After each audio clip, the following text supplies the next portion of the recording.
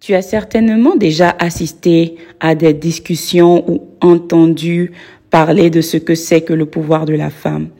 Il y a certaines personnes qui disent qu'il s'agit de son charme, d'autres disent qu'il s'agit de sa beauté, d'autres parlent de son charisme. Mais j'aimerais partager avec toi aujourd'hui quelque chose que je pense être le plus grand pouvoir d'une femme. Donc si c'est quelque chose qui t'intéresse, reste sur la vidéo. Bienvenue dans le podcast de la génération Esther, un podcast qui a pour objectif de transformer votre mentalité afin que vous puissiez devenir une femme qui brille dans tous les domaines, spirituel, influence et féminité, afin que vous deveniez la femme que Dieu dit que vous êtes. Hello, hello les filles de Dieu, comment est-ce que vous allez? J'espère que vous allez bien par la grâce de Dieu. Alors pour ma part, je me porte très bien et aujourd'hui, j'aimerais partager avec vous un sujet qui me tient à cœur. Mais avant de continuer, si tu ne t'es pas encore abonné, n'hésite pas à le faire parce que tu pourras ainsi recevoir toutes les notifications lorsque je publie des vidéos. Alors pour revenir à notre sujet, qu'est-ce qui est réellement le plus grand pouvoir d'une femme? Alors déjà, il faut savoir que le pouvoir, c'est quelque chose dont on dispose en fait pour faire changer les choses. C'est quelque chose en fait dont on dispose pour créer des possibilités. C'est une sorte de capacité. Et en tant que femme, en tant qu'homme, je pense que nous avons tous différents pouvoirs, différentes capacités que Dieu nous a données en fait. Donc, notre question sera aujourd'hui de comprendre réellement quel est ce pouvoir-là en tant que femme que nous avons de spécial, que nous pouvons utiliser pour changer les choses, pour changer les situations, un pouvoir qui surpasse tous les autres pouvoirs. Alors, j'aimerais que nous puissions nous inspirer de l'histoire d'Esther. Vous savez que l'histoire d'Esther est une des grandes thématiques de cette chaîne. Donc, j'aime beaucoup m'inspirer en fait de la vie de cette reine parce que c'est, je pense, une vie très riche de laquelle nous pouvons tirer plusieurs leçons. Alors, pour revenir à l'histoire d'Esther, alors Esther, c'était une reine et j'ai plusieurs fois raconté l'histoire ici. Donc, pour ceux qui ne connaissent pas l'histoire d'Esther, donc je vais vous inviter à lire, à aller dans la Bible, à commencer à partir du premier chapitre et vous allez comprendre mieux. Mais pour résumer, Esther était une reine qui est arrivée en fait à une situation très compliquée de sa vie où elle devait être tuée, où elle et son peuple normalement devaient être tués parce qu'il y a eu un décret contre les Juifs. Et comment est-ce qu'elle a résolu ce problème? Elle a résolu ce problème par le jeûne et par la prière. Donc, après le jeûne, une période de jeûne et une période de prière, en fait, Esther a réussi à changer la situation dans laquelle elle était. Et quand on parle de situation, je parle du décret qui avait été proclamé comme contre elle et son peuple. J'aimerais que vous preniez Esther 4, le verset 16, au verset 17. La Bible nous dit « Va rassemble tous les Juifs qui se trouvent à Suse et jeûnez pour moi sans manger ni boire pendant 3 jours, ni la nuit, ni le jour. Moi aussi je jeûnerai de même avec mes servantes, puis j'entrerai chez le roi malgré la loi, et si je dois périr, je périrai. » Alors clairement ici, il s'agissait d'aller devant la face de Dieu pour que la situation soit changée. Et si la situation a été changée ici, ce n'était pas parce que Esther était belle. Parce que pour revenir au contexte de l'histoire, les personnes qui se présentaient devant le roi, qui que tu sois, si tu n'avais pas été invité, tu étais condamné ou tu pouvais être condamné en fait à une sentence de mort. Donc c'est très important que nous puissions ici souligner l'action ou le pouvoir que Esther a eu pour pouvoir changer la situation. Donc, comme je disais plus tôt, ce n'est pas au travers de sa beauté, même si Esther, la Bible disait, était une très belle femme. Ce n'est pas par son charme, ce n'est pas par son charisme, mais ça a été par la prière.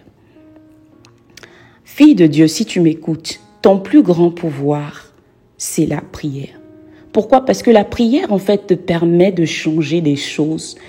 La prière te permet de rendre ce qui est impossible possible. Parce que en priant, en fait, c'est comme si tu es en train d'ouvrir la porte ou tu es en train d'ouvrir la fenêtre à Dieu pour pouvoir agir. Il y a beaucoup de problèmes dans lesquels on va vous dire, OK, faites ceci, faites cela, et on va vous conseiller peut-être d'utiliser votre beauté, d'utiliser votre charme, d'utiliser votre charisme, d'utiliser, je sais pas, votre intelligence, des choses que vous avez, des capacités naturelles. Dans certains cas, c'est peut-être pas une mauvaise chose. Mais j'aimerais te dire que le charme, le charisme, les capacités naturelles ont des limites. Ce sont des pouvoirs, bien sûr, mais ce sont des pouvoirs qui sont très limités. Parce que dans le cas d'Esther, même en tant que reine, sa position ne pouvait pas la sauver. C'était la reine, mais elle risquait d'être tuée comme son peuple. Et il a fallu la prière. Femme, ton plus grand pouvoir se trouve dans la prière. Si tu veux être une femme toujours victorieuse, si tu veux réussir dans ta vie, il faut que tu deviennes une femme de prière. Parce que tu vois, il arrivera des situations dans la vie tôt ou tard dans lesquelles tes capacités, tes aptitudes naturelles, tes connaissances, ta position, tes relations ne pourront rien faire. Et si tu n'as pas appris à prier, ce sera compliqué pour toi. C'est d'ailleurs la raison pour laquelle beaucoup de personnes, beaucoup de femmes se retrouvent dans des situations très compliquées. Parce que ce ne sont pas des femmes de prière.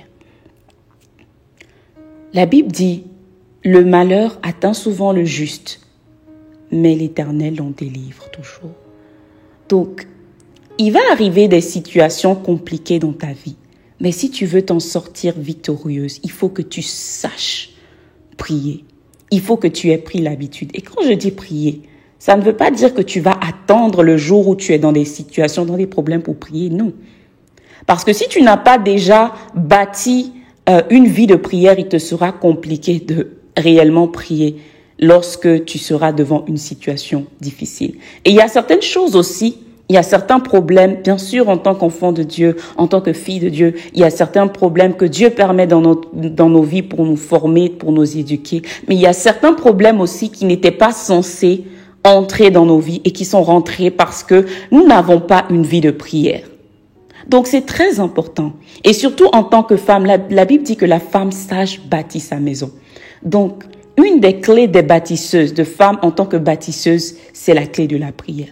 Il faut savoir qu'en tant que femme, tu seras peut-être un jour appelée à devenir mère, un jour peut-être appelée à te marier, un jour peut-être, même si ce n'est pas, ce ne sont pas, ces deux choses-là ne sont pas dans tes plans, il y aura des situations dans lesquelles tu seras amenée ou si tu n'es pas une femme de prière, ce sera compliqué. Donc déjà, si ces choses-là sont des choses auxquelles tu aspires, il faut que tu commences par prier par rapport à tous les aspects de ta vie. Je me rappelle il y a quelques années, avant le mariage, avant que je n'entre dans le mariage, le Seigneur m'avait conduit à réellement prier concernant cet aspect. Et quelques années après, j'ai compris réellement la raison pour laquelle le Seigneur m'avait inspiré de prier pour cela. Parce qu'en réalité, comme le verset que je vous avais donné dit, la femme sage bâtit sa maison. C'est impossible de bâtir quoi que ce soit sans la prière en fait. Et comme je l'ai dit plus tôt, beaucoup de filles de Dieu sont dans des situations pas possibles aujourd'hui parce qu'elles n'ont pas prié. Comment, femme, penses-tu que tu pourras faire de bons choix dans ta vie, surtout les choix les plus importants, si tu ne pries pas? Beaucoup de personnes, beaucoup de femmes, malheureusement, se sont retrouvées avec des hommes imposteurs. Quand je dis imposteurs, c'est des hommes qui leur ont vanté ce qui n'était pas en réalité, parce qu'elles n'avaient pas de vie de prière. Quand tu as une vie de prière, Dieu va te parler. Dieu va te révéler les choses cachées. Je te promets que Dieu va révéler les choses cachées, que ce soit dans le domaine du mariage ou dans les autres domaines. Il va toujours te révéler les choses cachées, en fait. Et tu ne vas pas tomber dans les pièges de l'ennemi. Donc, certaines femmes, malheureusement, aujourd'hui, regrettent certaines décisions parce qu'elles n'avaient pas pris le temps de prier, parce qu'elles n'étaient pas dans la prière, parce que ce n'étaient pas des femmes de prière. Et c'est la raison pour laquelle je vous dis, j'ai d'ailleurs une vidéo qui parle de devenir une femme spirituelle. Si vous ne l'avez pas encore remarqué, regardez, je vous invite à le faire. Peut-être je vais mettre cette vidéo dans le lien de la description. Dans la description pour que vous puissiez la visionner. Si vous ne savez pas comment prier, comment devenir une femme spirituelle, je pense que ça va vous aider. Ma vidéo aussi sur la relation avec le Saint-Esprit, je pense que c'est une vidéo qui pourra aussi vous aider dans cette direction. Donc le Saint-Esprit va te révéler les choses cachées. Il va te révéler le cœur des gens. Il va te révéler les choses à venir. Beaucoup de personnes pensent qu'il faut être prophète avant de pouvoir écouter Dieu. Laisse-moi te dire que même en tant que femme simple, même si tu n'as pas forcément l'appel de prophète, tu peux écouter Dieu. Et c'est l'intention que Dieu a pour chaque femme. Que nous puissions recevoir de Dieu, que nous puissions écouter de Dieu. Donc c'est très important. Et tu sais, en tant que femme, il y a une spéciale inimitié depuis le jardin d'Éden qu'il y a entre la femme et le diable. C'est la raison pour laquelle il y a beaucoup de choses, donc quand on regarde la société, il y a beaucoup d'inégalités concernant la femme. La femme est attaquée aussi sur plusieurs angles. Parce que l'ennemi travaille. Le diable travaille très durement parce qu'il sait. Il sait ce qui a été dit dans le jardin d'Éden concernant l'inimitié entre lui et la femme. Donc, il va tout faire pour essayer d'attaquer avant que toi, tu n'attaques. Donc, c'est encore une raison de plus pour laquelle tu devrais être une femme de prière. Prie pour tous les domaines de ta vie. Prie pour ta relation avec Dieu, pour connaître Dieu davantage. Prie pour tes finances. Prie pour ton travail. Prie pour ta famille. Prie pour tes enfants ou tes futurs enfants. Pour ton mariage ou ton futur mariage. Prie. Sois une femme de prière. Passe du temps dans la prière. En tant que femme, tu ne peux pas en fait te donner le luxe en fait de juste prier une fois en passant en fait. Non. Sinon, il y a des choses qui vont te surprendre dans la vie, mais ce ne sera pas la faute de Dieu en fait. Ce sera ta faute parce que tu n'as pas prié. Et ne pas prier, tu sais, à quoi ça équivaut dans la vie? Ça équivaut à l'histoire des femmes, des vierges folles et des vierges sages dans la Bible, des vierges folles qui n'avaient pas pris de l'huile de recharge, sachant que la nuit, elles ne savaient pas exactement quand est-ce que l'époux arrivait. Donc, si vous lisez les paraboles, vous allez comprendre que finalement, les vierges folles qui attendaient, elles aussi l'époux, ont été laissées par défaut d'huile dans la lampe. Donc, c'est exactement ce qui arrive aux femmes qui ne prient pas. Donc, il arrive certaines situations de la vie, certaines situations compliquées, certaines épreuves que tu aurais pu éviter à cause de cela, où l'ennemi, en fait, joue avec ta vie. Le diable joue avec ta vie, littéralement. Il joue avec ta vie parce que tu ne pries pas, en fait. Et l'huile, c'est quoi? Quand je parle l'huile, on peut traduire l'huile par la communion avec le Saint-Esprit et la prière, en fait.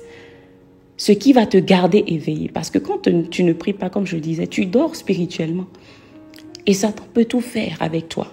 Il peut tout faire. Tu ne vas pas savoir parce que tu dors. La plupart du temps, quand est-ce qu'un voleur vient? Quand les gens dorment, n'est-ce pas?